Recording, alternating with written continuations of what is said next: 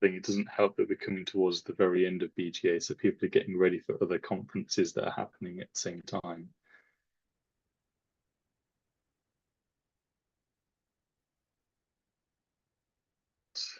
Is that running?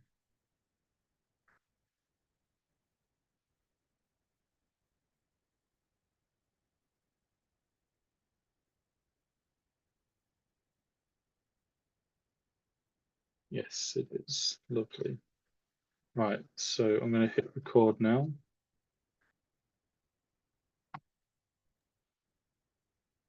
There we go. Right. So, hello everyone. Welcome to session 35 of this year's BGA. This session is going to be on assembly screen for cobalt and contamination and contaminants pipeline by Eric and myself. Please take it away, Eric.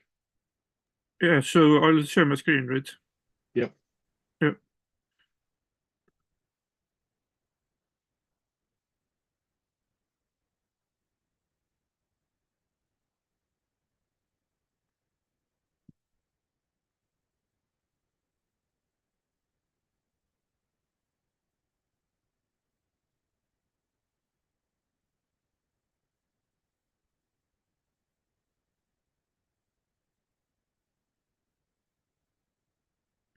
Can you see and hear me? I Or can can you see indeed. the screen? I mean, yeah. Okay, yeah. So as Damon said, the presentation is about Ascc pipeline, and this is a pipeline for decontamination. So I will be covering what the Ascc pipeline is, what it consists of, what databases it uses, and then how to run it. And I will go through each component of the pipeline individually. The name of the pipeline stands for Assembly Screen for Cobionts and Contaminants. This pipeline was developed as a part of the aquatic symbiosis genomics project, but now it's used for more than just that project. It is a next-level pipeline for identifying cobionts and contaminants in genome assemblies. For difficult cases of contamination or cobionts in assemblies, usually relying on any individual tool for cobiont detection is not enough, and different tools often produce results that disagree with one another. And the solution is to run many tools in parallel and then look for consensus in the results. And that's what the Ascc pipeline does. This pipeline has been developed in the Tree of Life department of the Sanger Institute. So mostly by me and Damon, but also James Torrance, Yumi Sims, and Will Eagles have been involved in creating it. And the development of the pipeline has been supervised by Shane McCarthy and Matthew Mufata. The pipeline's code is available on GitHub, and the pipeline is still not fully finished, but its components are usable if you know how to set it up and run it. We will be showing version 0.9.0 today, and version 0.10.0 is almost complete. This version of the pipeline has been made following the NF core standards of Nextflow. This is a rewrite of an older version of the same pipeline, which was also a Nextflow pipeline, but it did not follow the NF core standards. The older version is not publicly available, but it has been used heavily in the production in Tree of Life. So over 5,000 plot toolkit datasets have been produced using the older version of the Ascc pipeline. Here is an overview diagram of this pipeline. The order of processing in the diagram goes from left to right. So the left side part shows what the inputs are. The mandatory input is an assembly FASTA file. The pipeline can also take sequencing reads as input, either backbio reads in FASTA format or Illumina reads in FASTQ format. It can also use organellar sequence FASTA files as a separate input. Then there is the data processing step where multiple different tools can be run in parallel. So these tools are all listed in this data processing column. Each individual tool is optional, so you can do lightweight runs with only a small number of tools, or heavy runs with most of the tools or all of them. So how many tools you choose to run generally depends on how complex you expect the sample to be. Then the right side of the diagram shows output. The main output is a CSV table of sequence classification results from multiple tools combined together into one file. Then another important output of the pipeline is a probe toolkit dataset, which is a collection of JSON files. And then if a set of required inputs is present, it can create a CSV table of average coverage per phylum. And then another output that can be produced is report files for adapter and organellar contamination. Here is a list of databases used by the Ascc pipeline. So it uses the NCBI NT and NR databases, NCBI taxonomy, the UniProt database, FCSGX and FCS adapter databases. Then it can use a small Kraken database such as standard 8, and it also uses the NCBI NT database as a Kraken database. Then it can use a set of adapter sequences for VEX-screen and a set of sequences for backbio multiplexing barcode detection. And then also it uses the database of Pascal lineages. Here, this slide shows how the running of the pipeline is done. The pipeline is too resource heavy to do a proper run in Gitboard. So the databases it normally uses are quite large, and it also requires quite a lot of memory and CPU threads to proper run with the most full-size genomes. But I can do an example run in Gitboard with tiny test files and tiny versions of databases, and then later look at the result files from pre-computed runs that were done on the Sanger Institute load sharing facility. The input parameters for an Ascc run are given as a YAML file. So an example of this YAML file is on this slide here. So you have to have the path to the assembly file in the YAML file, and then there is an assembly title variable. Then the directory with reads path should be defined there, and then the reads type, which is either hi-fi or Illumina short reads, and then if there are backbio multiplexing barcodes to check for, then it takes the names of those as an input, and then it requires the tax ID of the species you are looking at, and then optionally you will need the paths to FASTA files of mitochondrion or a plastid if these exist. And then there's a number of static settings, which are mostly about the paths to the database files. And then here is a example command for launching a run with Nextflow. So the command starts with Nextflow run. It's as is normal for Nextflow pipelines. Then there is the path to the main Nextflow file of the pipeline. Then there is the profile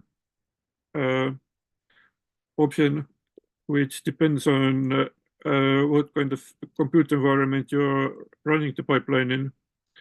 And then you provide the path to the input YAML file, and then a directory name for the outputs. And then there is the entry, which determines what Nextflow file you are using to start the pipeline run, which should normally be assigned to Ascc. And then there is the include parameter, which determines which components of the pipeline you want to run. And if you want to run all of them, then you use all here, as in this example command. Here are the run-specific settings in tabular format.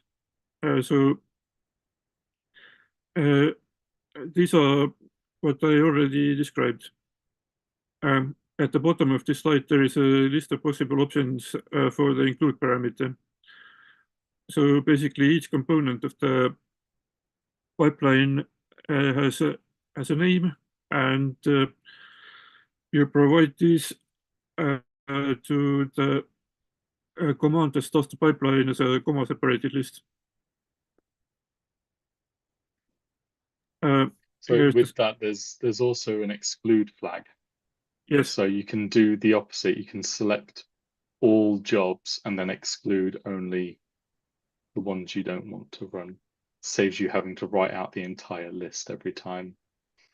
Yes. Here is the second page of the run-specific settings. So as I said, you can provide pipeline reads and then say what type the reads are, and you can also provide it backed by multiplexing barcode names and a scientific name for the species which will be used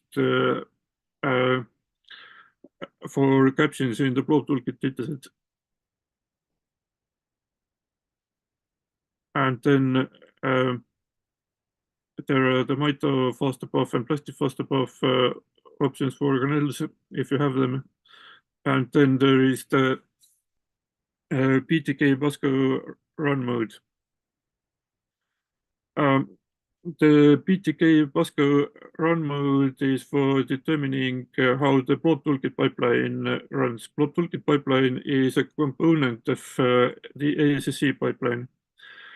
And it is possible to set up the run of Ascc so that the triggering of Blob toolkit pipeline depends on FCSGX results. So if FCSGX finds a lot of contamination, then it launches the Blob toolkit pipeline.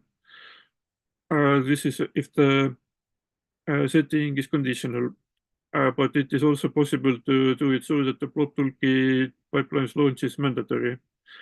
For that, you have to use the mandatory option for the PTK Basco run mode parameter. So now we will go through the components of the pipeline. So one main component of it is FCSGX. This is NCBI software that detects contaminants in genome assemblies using cross-species alignment. FCSGX uses its own database, which is provided by NCBI. And as its outputs, it produces a text file containing potential contaminant locations and also taxonomy report of the potential contaminants. FCSGX marks sequences that it considers as contaminants with tag that says exclude.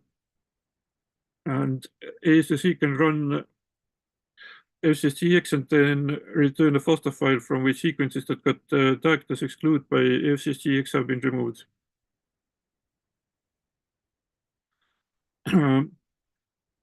Ascc can produce blob toolkit datasets and it can incorporate FCSGX results into blob toolkit dataset. An example of this is shown here. The blob toolkit dataset here has been made using an assembly of Plasmodium early 17 XNL genome. We have been using this genome as a test file for the pipeline because it's a genome from a public database that is known to have a lot of contamination in it. So it was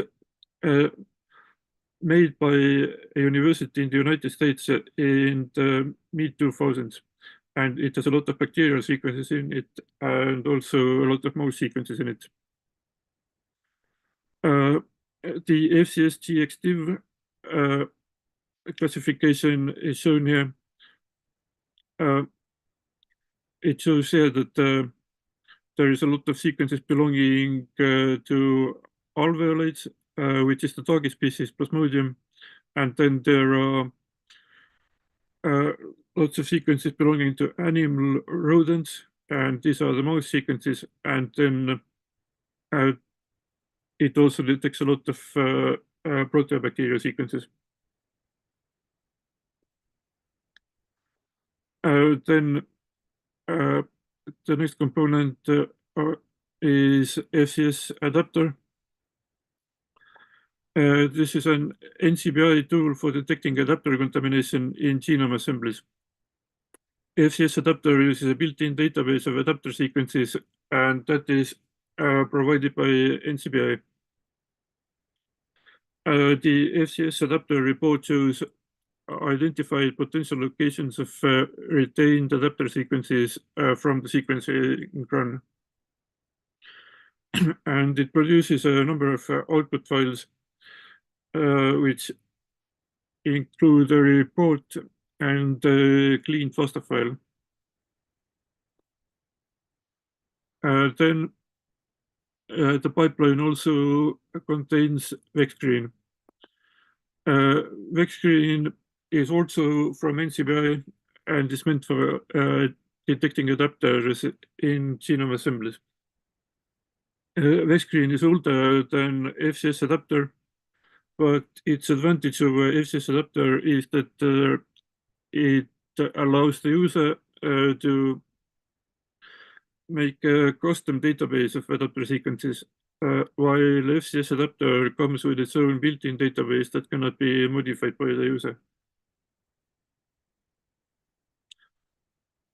Then another component of the pipeline is Tiara. Tiara is a tool made by a Polish university that uses a neural network to classify DNA sequences. So it goes through the sequences in the input FASTA file and then assigns a label to each sequence, and the labels are something from the list that is at the bottom of the slide here. So archaea, bacteria, prokarya, eukarya, organelle, or unknown. An advantage of Tiara over many other tools is that it runs quite fast. Here is an example of a blob toolkit dataset made using Ascc that incorporates Tiara results. So this is an epithemia assembly, and the blobs have been colored based on their Tiara classification. The light blue are what TR classified as bacteria, and the dark blue are what TR classified as eukarya. The axes of the plot are based on BCA of 7-mers. So game-use BCA is another thing that the Ascc pipeline can do. And you can use game-use BCA for the X and Y axis of the plot toolkit plots instead of the GC and coverage, which are otherwise the defaults of plot toolkit. Here is a different view of the same assembly, and it shows plot toolkit's best sum phylum instead of the other results. The results of best sum phylum agree with the other results from the previous slide. So the dark blue here is the target species, which is eukaryotic, and besides this, there are various bacterial species detected in the assembly. Then another component of the Ascc pipeline is the plot toolkit pipeline. This is next to re-implementation of a snake-make pipeline that had previously been created in the Sanger Institute. The Nextflow version is being developed by Matthew Mufata's team. The older snake-make pipeline was made by Richard Chellis and Sujay Kumar. The plot toolkit pipeline is the most common way how people make plot toolkit datasets. Ascc can run the plot toolkit pipeline and merge its output with the rest of the output of Ascc, and thereby generate plot toolkit datasets that have more things in it than what the plot toolkit pipeline on its own can produce.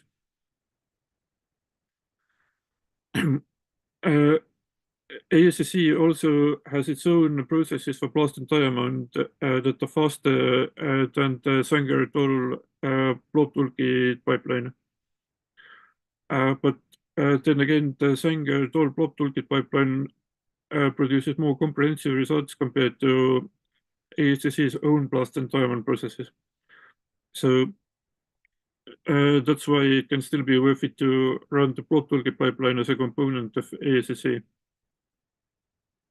And as I said before, it is possible to set up an Ascc run so that the Sanger tool plot toolkit pipeline is only launched if high contaminant levels are detected by FCSGX. Ascc can create plot toolkits without plot toolkit datasets without having to use the plot toolkit pipeline as well. Here is an example of a plot toolkit dataset created using Ascc with running the plot toolkit pipeline as a component of it. This is the Plasmodium early 17 XNL assembly again, and what's displayed here is the POSCO regions phylum variable, which comes from the plot toolkit pipeline.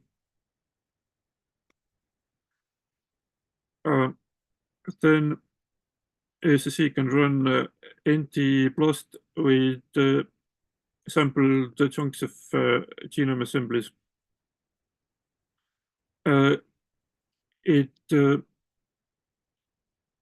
It takes chunks of assemblies and then blast them against the NCBI entity database. Sampling chunks is needed because NT-BLAST is too slow to blast the whole sequences assembly against all sequences in the assembly against the NT database.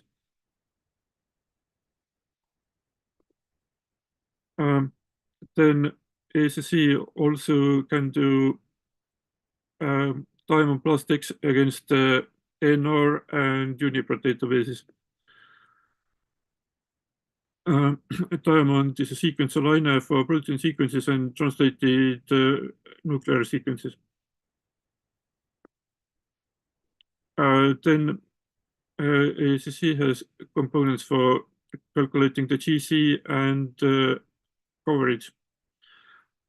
Mapping the read data to the input genome is done with Minimap 2. And the reads can be both long or short reads. Then the pipeline has a trailing ends module. Trailing ends are when a nucleotide sequence starts or ends with ends instead of A, G, C, or T nucleotides.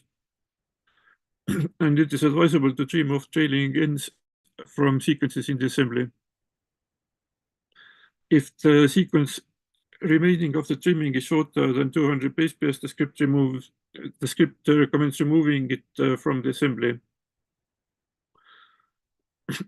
And the output of running this component is a text file that contains a report. Then there is a backbio barcode screen component. It uses +N to identify retained backbio multiplexing barcodes in the assembly.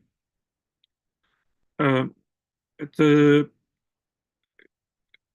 sequences of backbio barcodes are stored in a FASTA file that is bundled with the pipeline. The output of this component of the pipeline is a text file report. Then there's the organellar blast component. This is used to detect leftover organellar sequences in the assembly file that should contain only chromosomal DNA sequences. This is done using blast of the organellar sequences against the nuclear assembly sequences. Depending on the alignment length and percentage identity, the script can recommend an action which is either remove or investigate. As Tiara also detects organellar sequences and can classify them as mitochondrial or plastid sequences, Tiara can also be used to detect organellar contamination. But it looks like organellar blast is slightly more sensitive for organellar contaminants than Tiara. Then the pipeline contains a component for Kraken. And we are using most commonly the NT database for Kraken. Kraken assigns taxonomic labels to input DNA sequences based on comparing them to a database of gamers.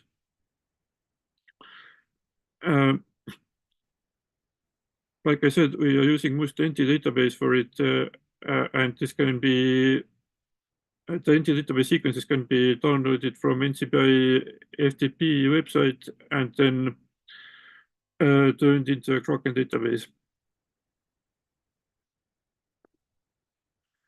This slide here shows the NT-Kraken phylum for the Plasmodium early 17 XNL genome. So as you can see, NT-Kraken also picks up the contaminants in this assembly. So the dark blue is the dark species Plasmodium, and dark green is mouse, which is shown here as chordata, and then light green are the proteobacteria. Then lastly here, another component is gamer counting and dimensionality reduction. As an output of this, you will have a CSV file containing the counts of gamers in each sequence in the assembly. The gamer length is 7 by default. And then you can do dimensionality reduction of the gamer count.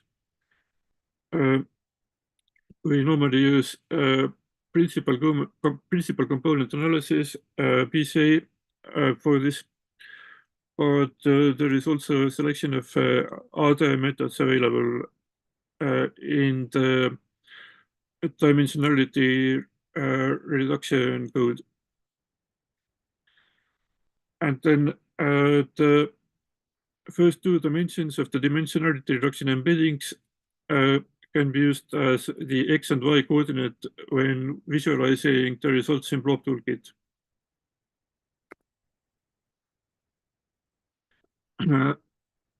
This slide shows an example of using the results of dimensionality reduction of game accounts as the X and Y axis values in a Blob Toolkit dataset.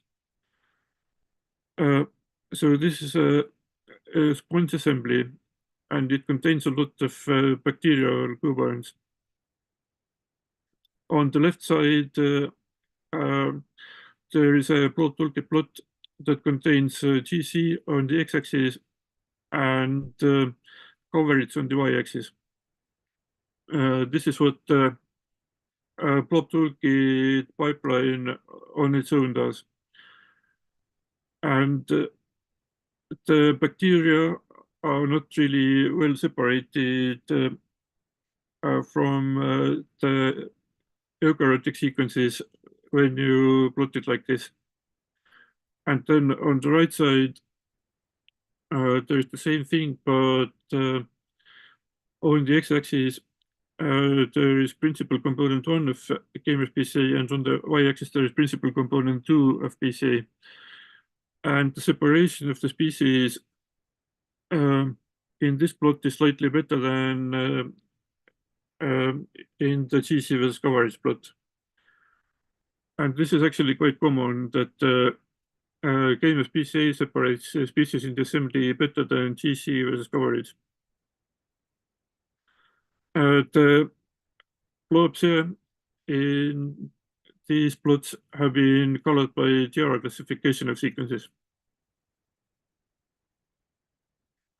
Then I'm going to go through the output of the pipeline. One main output is a CSV table of sequence classification results. This is a file that combines the results from all the different parts of the pipeline for the components that produce some classification for each sequence. So here is an example of part of this table. So in column A, there are sequence names, and then in the first row, there are the variable names. As you see, this here shows that there are diamond classification results here, and then FCS GX results. And there is also a coverage here. This is not the full table, so the table still continues both towards the right and towards the bottom of the table.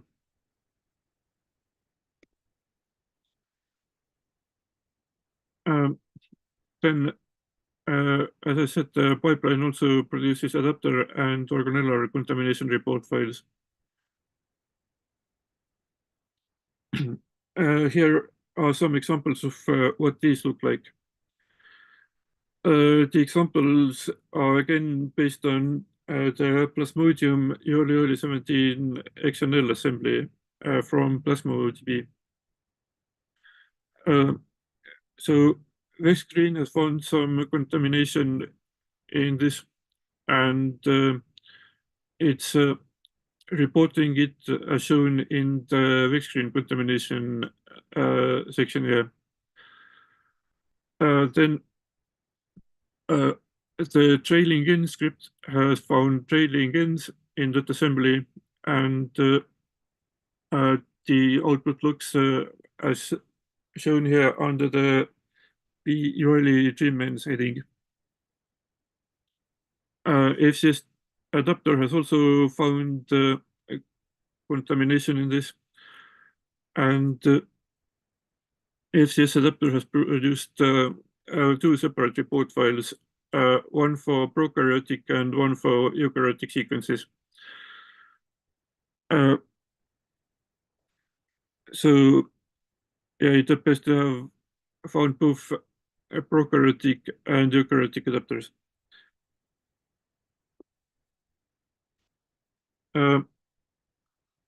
So I have got to the end with the pipeline overview part, so I'm wondering if there are any questions about this.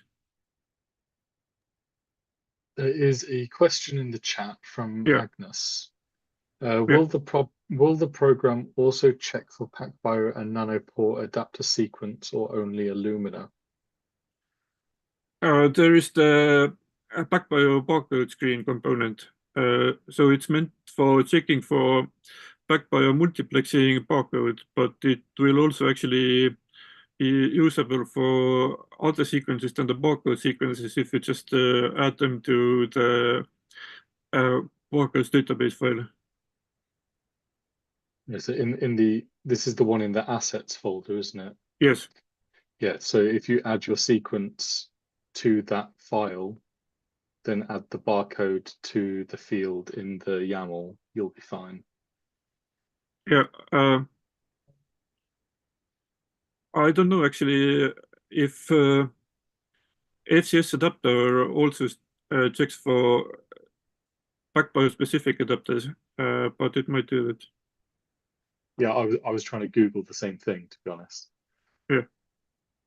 I will let you know if I find anything. But yeah, that's it for questions at the minute. Does anyone else have one?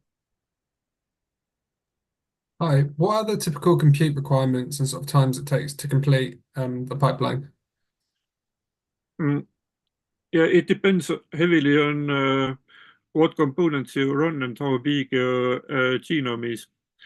And yeah, the different components have different runtimes.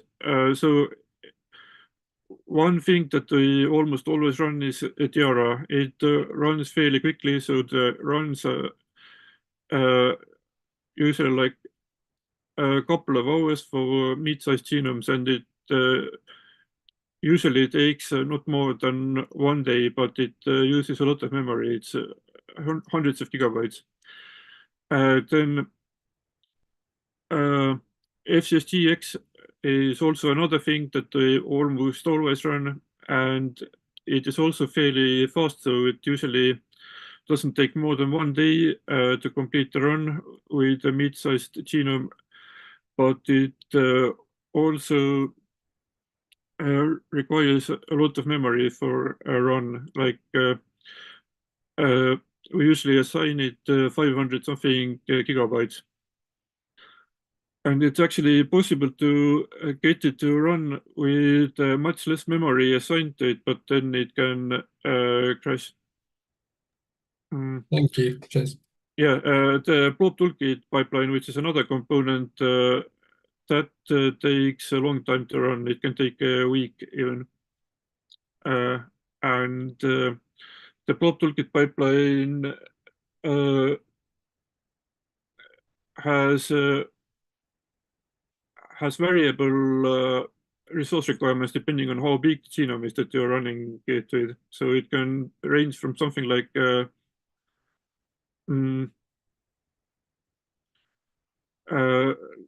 like 30 gigabytes to a few hundred gigabytes of memory. And yeah, well, FCS adapter, that's a more lightweight thing. And Vexcreen and the Blast things for adapter organellar contamination detection, these also pretty lightweight.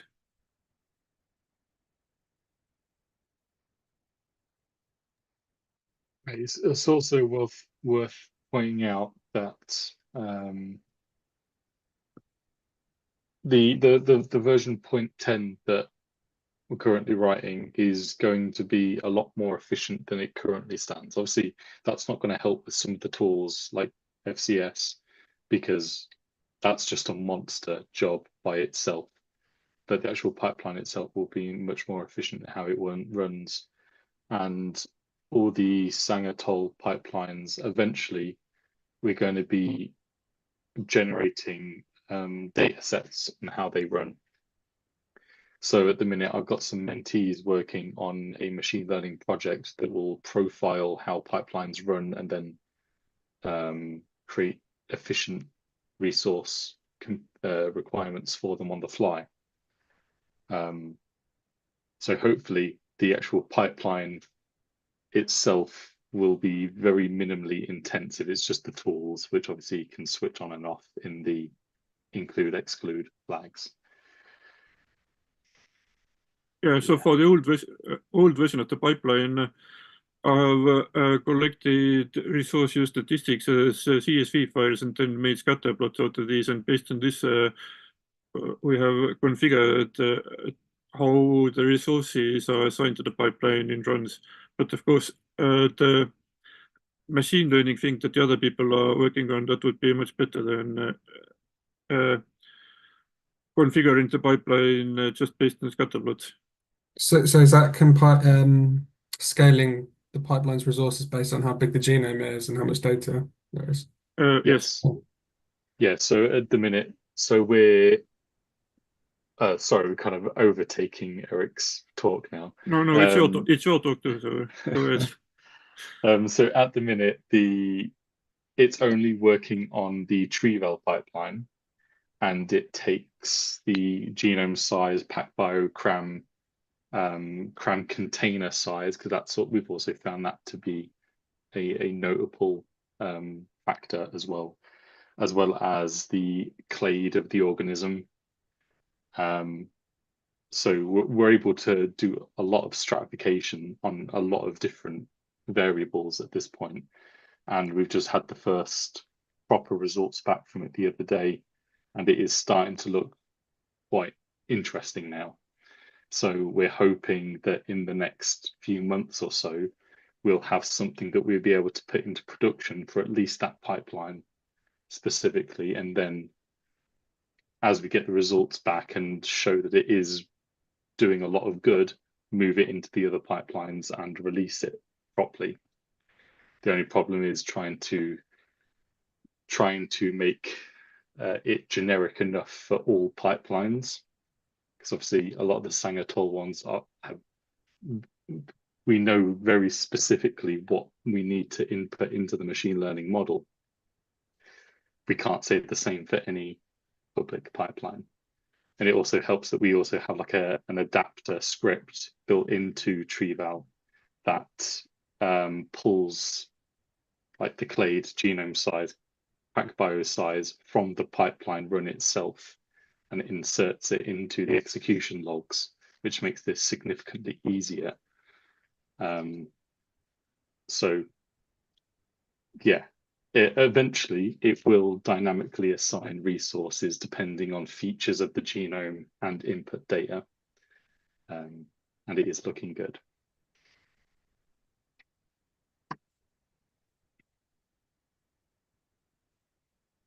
I guess we can go on to trying to run this thing on Gitboard, right?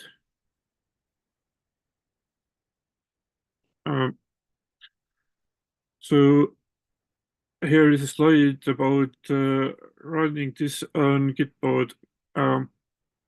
So I have the link for starting the Gitboard instance here. And then at the bottom of the page, there is the command that needs to be run in Gitboard. And then the second URL on this slide is the URL of a documentation page that contains the commands to run for the Gitboard demo. I also put the documentation page link to chat earlier on, so I think you can take it from there. I will also try to run the same thing here in my browser.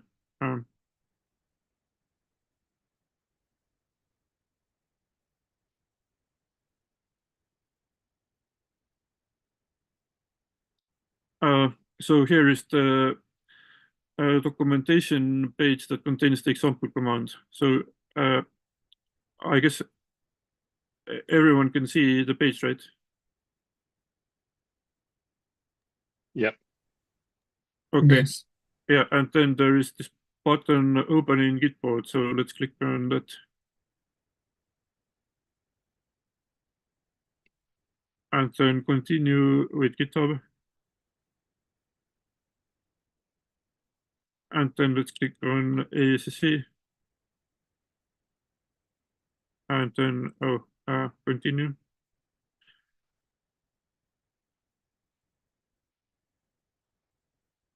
And now it's starting the Gitboard run.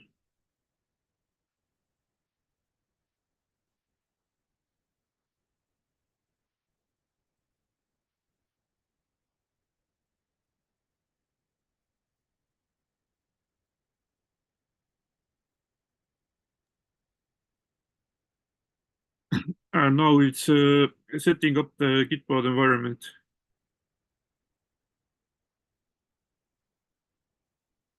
It's gonna take some time for it to install the things it's supposed to install them.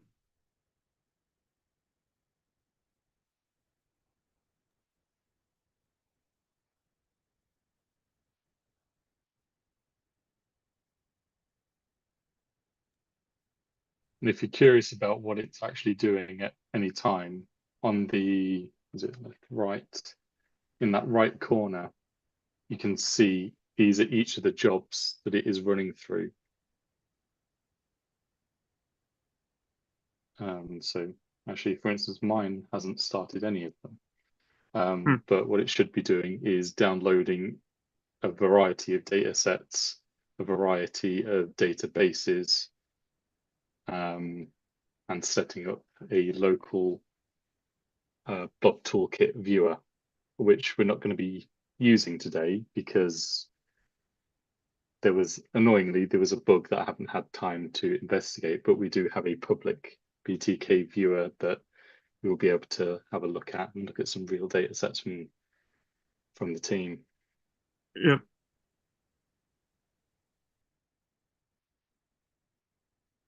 Well, on my screen, it has now downloaded and installed the things it was supposed to download and install. And it says, welcome to Ascc. And the terminal has become interactive now, so I can type stuff in there. And then the next thing to do is to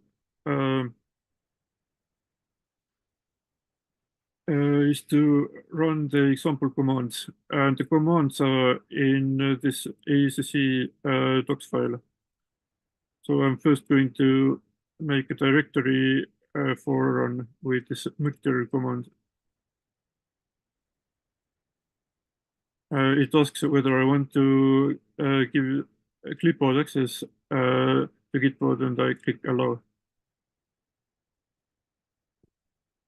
So okay, I made directory. Then I'm going to change directory to go to that directory.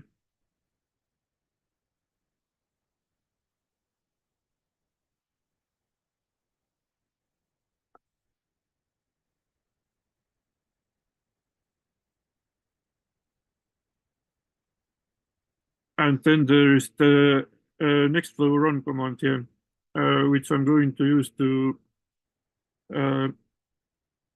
try to launch a run at the pipeline.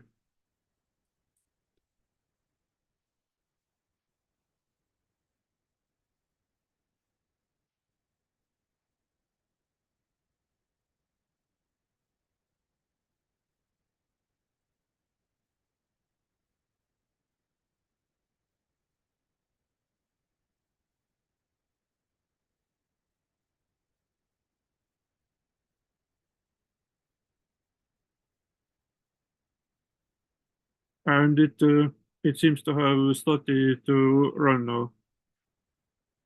So it's showing a list of the processes that are running, and it should be updating this every once in a while. And I expect the run will take 8 minutes. So this run is with a tiny fragment of the Plasmodium yoli genome, and the databases are not full databases, but these are tiny versions of this of the databases. Just because Gitbot doesn't have enough resources to do a proper full run, and also the proper full runs with most tools would be too slow to do them interactively in a course. And don't be cut off by the warnings that did show up as well. That's just because we're limiting the types of jobs that it's running, so that it can't find, in a sense, it can't find the jobs that we've not told it to run. So it throws a little warning, but you can ignore them. And that one is just because it's a depreciated argument in Nextflow. So yeah, don't worry about those. The only ones you need to worry about are the ones that pop up in red. Yeah, don't know if anyone has any issues with following along.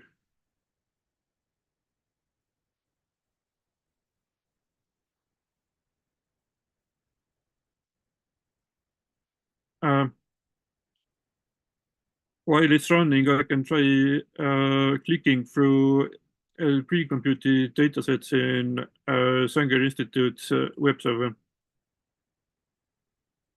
So I had some links to these in the Google Slides file. I have also put examples of what the terminal should look like when running the demo here. So as I showed you interactively, it shows a list of running processes. And then when it finishes, you should see a message that has been copied to the bottom of the slide here. So it should say pipeline completed successfully.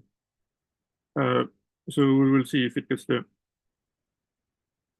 Then if you want to host the Blob Toolkit viewer locally, there are instructions for it on the Blob Toolkit website.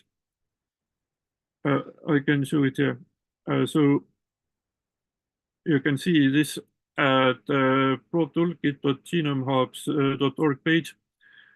And one of the sections is hosting a local instance. There is an example here, so you would have to install Blob Toolkit locally first using conda and pip. The instructions for that also in the Blob Toolkit's webpage. And then you will have a directory where you can place your Blob Toolkit datasets, which are collections of JSON files. And then you can launch the Blob Toolkit viewer locally. And load blob toolkit datasets created using Ascc to the blob toolkit browser locally. So we're not going to do that part interactively. But the GF Life in Sanger Institute has a collection of blob toolkit datasets on this address that I'm showing here. So these are datasets meant for assembly curation, so it's for internal use in Sanger. Most of these datasets have been created using Ascc. Here are some examples I will click on. So the first one is the fragment of the Plasmodium Yoli 17 XNL genome. So this is what the blob toolkit dataset of this looks like. So there isn't really many blobs here because there isn't many sequences in it. And then on the left side, there is the filters tab where you can choose which variables to display.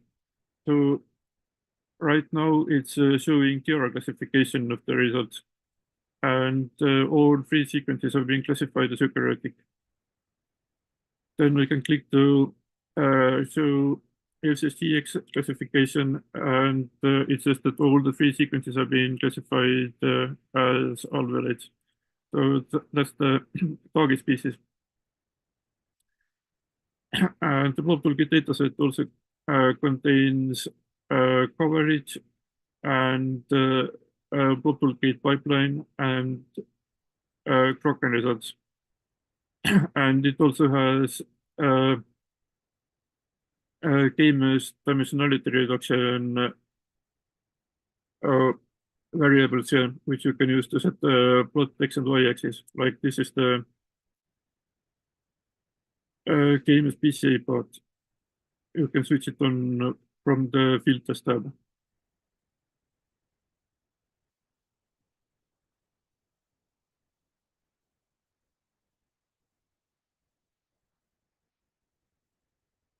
Let's see how this is doing. Still running.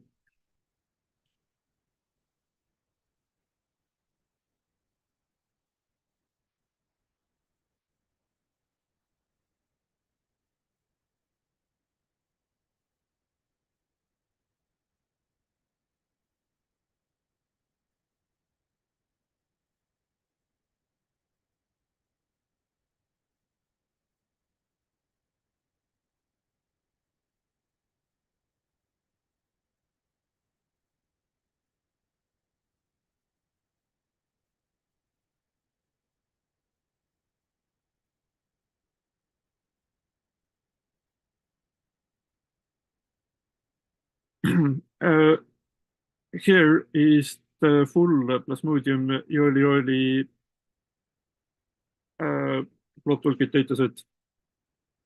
So this is also what I had on the slides earlier on. So you can see the Tiara classification of sequences here. And then again, in the filters tab, you can choose to show different variables of the dataset here. So instead of Tiara results, I can show FCSTX results. Now I switched it to FCSTX mode, and you see the dark blue is alveolates, which is Plasmodium, and then dark green is rodents, which is the mouse, and light green is proteobacteria.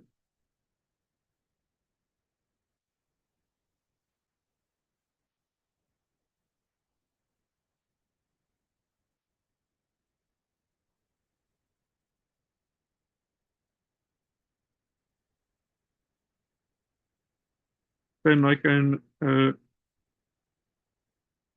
click through some sponge datasets as further examples. Also checking how the run is doing. It's not finished yet.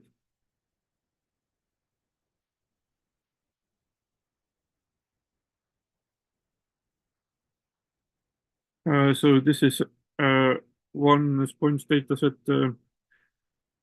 The GF life ID of it is odd row order one, and this is the Tiara view of it. And on x-axis is GC content, and on y-axis there is coverage. Sponge assemblies generally tend to have a lot of bacterial content in it, and Tiara also shows that there is bacterial content here, but there is more eukaryotic content than is typical for sponge assembly here. So light blue is eukaryotic here. And again, you can toggle between variables here in the filters tab. So instead of Tiara, we can show FCSGX classification.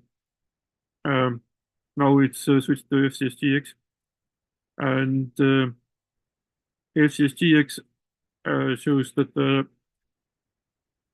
most common classification here is animal basal metazoans, and well, that's what sponges belong to. It also shows some a bit weird classifications here, like insects and fishes and plants, which are likely just spurious hits that don't mean that those species are actually there. We can also show FCSGX action here.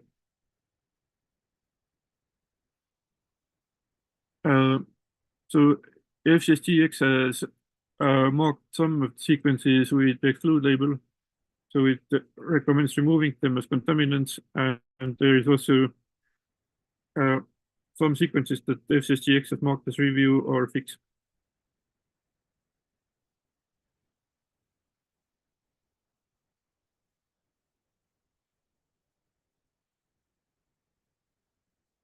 Okay, well, the terminal says pipeline completed successfully for me. So I guess the demo run is done. Wondering if anyone has any questions meanwhile. I haven't looked at the chat of the meeting. No, you're all good. I was just helping with some troubleshooting, but we're all good now. Okay, that's good then. So now it's possible to look at the output files that the pipeline run in the terminal, and I have also put the same things on slides here, so I can show them on slides. So there should be FCS adapter output files in the Gitboard storage when you look at that in the terminal.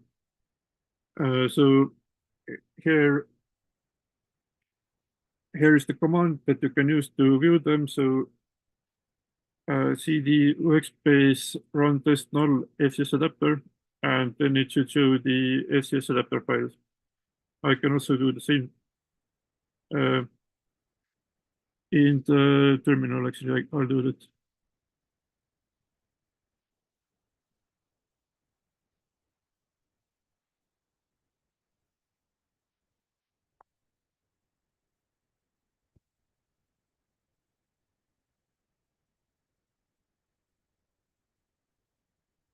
Okay, so this is a list of the FCS adapter output files, and you can just look at the content of them with less like detail. So this shows that the run did find some adapter contamination here.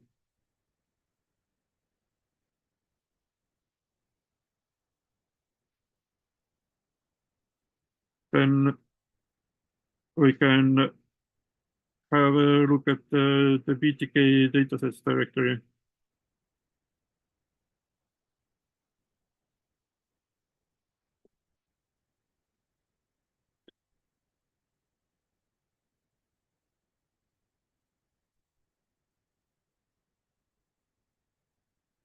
So this is what the file listing of Blob Toolkit dataset looks like. So the dataset is a collection of JSON files. And there are some files it always contains like meta.json or identifiers JSON. And then it always also has this YAML file. And then besides these, there are other JSON files that contain the values for various variables in the Blob Toolkit dataset, and what files you have here depend on what components of the Ascc pipeline you run. So here we have JSON files for Tiara and NT Kraken and FCGX and Gamers PCA. So this is the directory that you can copy over to your local computer in principle, and then you can open it in Blob Toolkit viewer and view it interactively as these colorful blob plots like I just showed earlier. And making a Blob Toolkit dataset with Ascc does not require running the Blob Toolkit pipeline. So you can make a Blob Toolkit dataset from other things like we did here. So we ran a bunch of things that did not include the Blob Toolkit pipeline, but we still have a Blob Toolkit dataset. And creating the Blob Toolkit dataset itself is not very resource intensive. As you can see also here in this demo, we could still create a Blob Toolkit dataset with very limited computational resources available.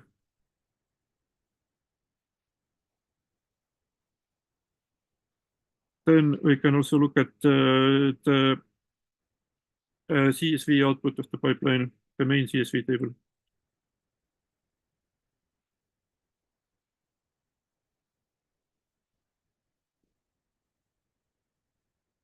So here is this table for this test assembly file.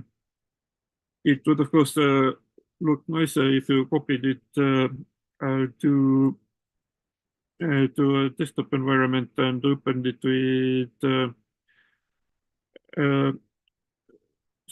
some software tool that can show tables more properly, like Excel or LibreOffice Calc or Google Sheets. So at the top, you have the names of the columns. These are the different variables, GC coverage, DR classification, and so on. And then the first column are sequence names in the FASTA file, and then towards the right, you have the values for the variables. So you can then analyze this file further, let's say with R or Python, if you feel like doing that. And using these tabular files can also be good for trying to automate the classification of sequences by taking into account the results from multiple tools.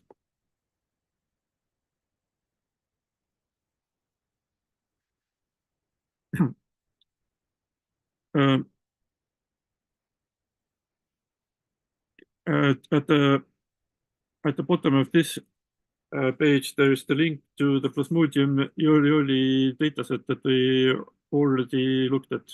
So that was an example of what the blob toolkit datasets look like when displayed in the blob toolkit viewer. So I think I have now actually got to the end of the things that I was going to show. So are there any questions?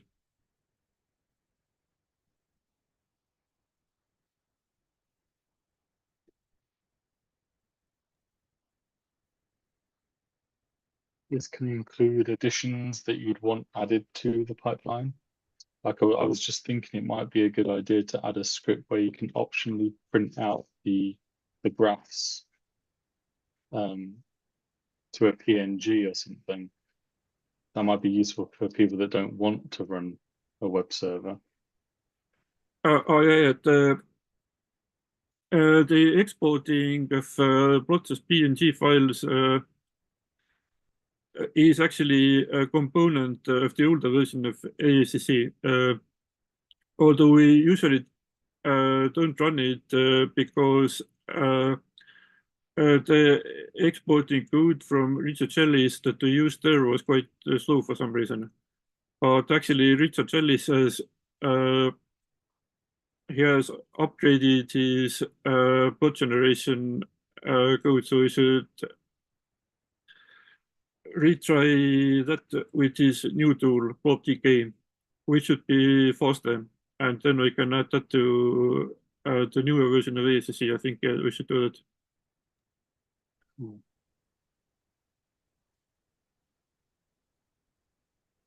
Right. Does anyone else have any questions, any wants, needs?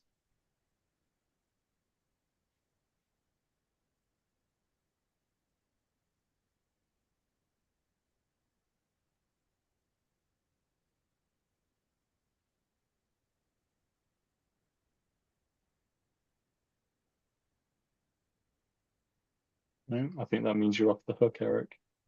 Okay, well, yeah, thank you for listening then. And yeah, Thanks for the talk.